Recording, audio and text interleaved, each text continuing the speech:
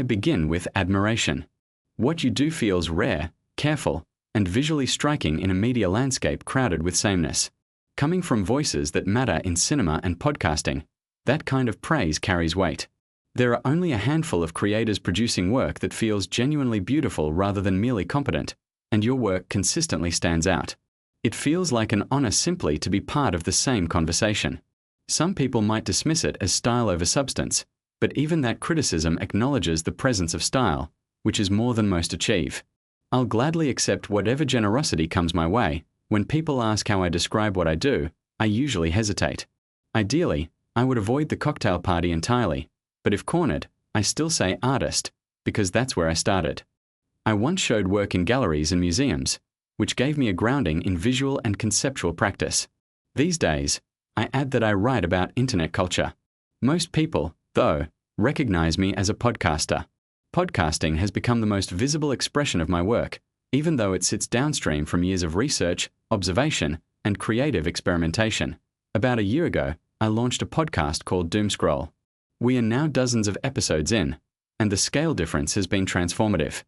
I used to write for a relatively small but dedicated audience of intellectual readers, maybe 10,000 people who followed closely. Now the audience is closer to 100,000 weekly listeners. That shift changes everything: the stakes, the feedback loop, and the responsibility. It's not just more people, it's a different kind of attention, a different rhythm of production, and a different relationship between creator and audience. The core question I focus on hasn't changed much, though. It really began around 2018, when I self-published a long-form essay examining the online political cultures of teenagers. At the time, I was studying what was called the post-left, which meant something very different than it does now. These were young people, often barely in their teens, experimenting with radical ecological politics, anarchism, and critiques of industrial society, largely through memes and social media posts. I approached it as an ethnography, trying to understand how they arrived at these beliefs. At the time, the project sounded absurdly niche, and it was. The audience was tiny, and the subject matter seemed marginal. Yet, looking back nearly a decade later, much of it has aged surprisingly well. Those early meme communities contained the DNA of today's political internet. Teenagers posting on their phones on the way to school were unknowingly prototyping the media dynamics we now live with at scale. What once circulated among hundreds now appears, often unchanged, before millions. The narratives, symbols, and emotional logic were already there, waiting for amplification. This led me to think in terms of early detection, almost like political trend forecasting. The question became how to tell whether something will scale or disappear. Many memes follow a simple life cycle. They emerge, peak, and die. Others persist because they attach themselves to problems that do not go away. Downward economic mobility, for example, has shaped working life in the United States for decades. That isn't a passing trend. When young people encounter structural problems with no clear solutions, the ideas responding to those problems tend to persist, mutate, and spread. For Gen Z, the future looks materially different from what previous generations expected. The promise of steady upward mobility that defined the post-war era is gone. Faced with that reality, it made sense that teenagers would reject existing systems outright, whether through radical politics, technological skepticism, or utopian experimentation. These weren't random fantasies. They were attempts to grapple with a future that felt increasingly closed. That lens still informs how I think about youth politics today, which I believe is qualitatively different from past cycles of engagement and disengagement. Historically, politics oscillated around a center, correcting excesses over time. But some forces don't oscillate, they accumulate. Deindustrialization, neoliberal economic policy, and institutional hollowing have been building for decades. Eventually, narratives reach a breaking point where they must transform or collapse. From roughly 1980 through the early 2020s, much of the advanced world shared a broad consensus about how economies should be run. That consensus has now shattered. What we're experiencing is a renegotiation period, chaotic but also generative, where new political possibilities are being tested in real time. One of the clearest trends emerging from this renegotiation is the rise of right-wing populism across the developed world.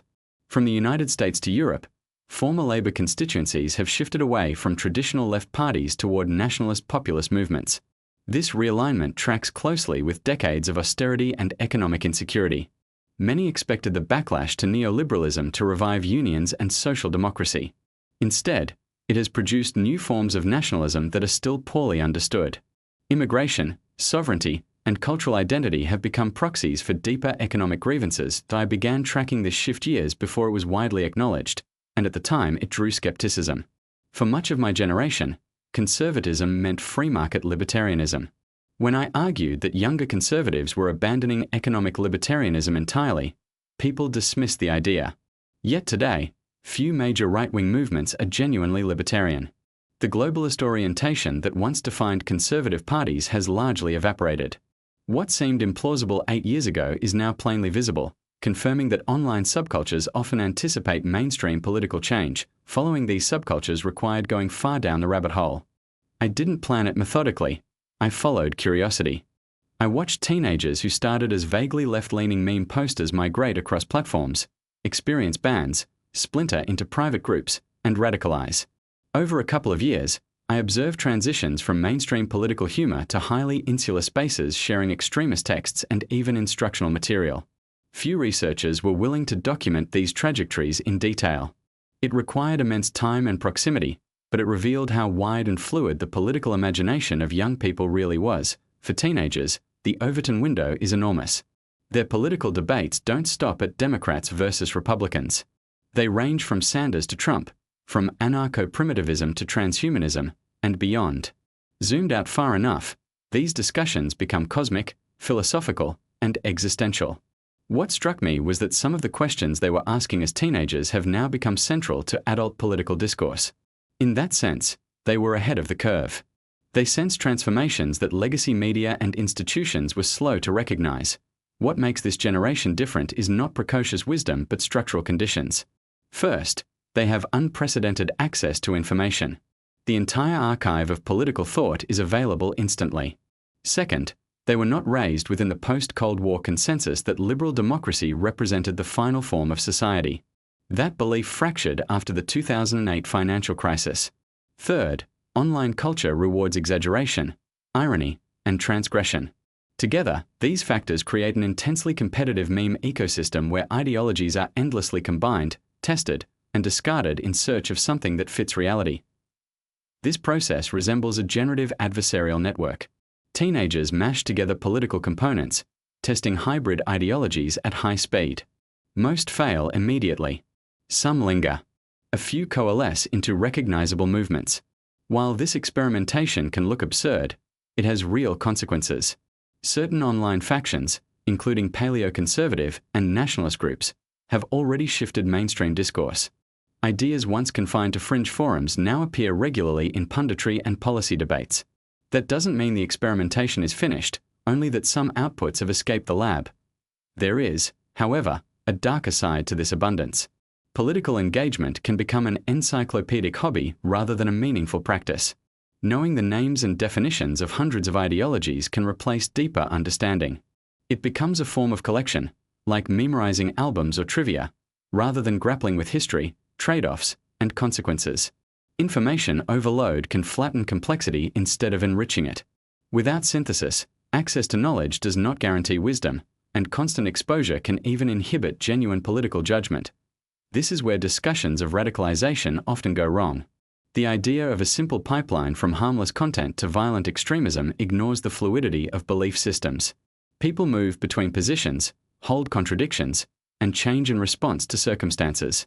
Political parties themselves evolve dramatically over time. Treating ideology as static misses the opportunity embedded in motion. While real pathways to violence exist and must be addressed, collapsing all dissenting or unconventional discourse into a single funnel is both inaccurate and dangerous. Accusations that popular podcasts or creators serve as gateways to extremism often come from threatened gatekeepers. Traditional media once controlled access to audiences. That monopoly is gone. Rather than adapt, some respond by delegitimizing competitors. Yet the popularity of independent media isn't accidental.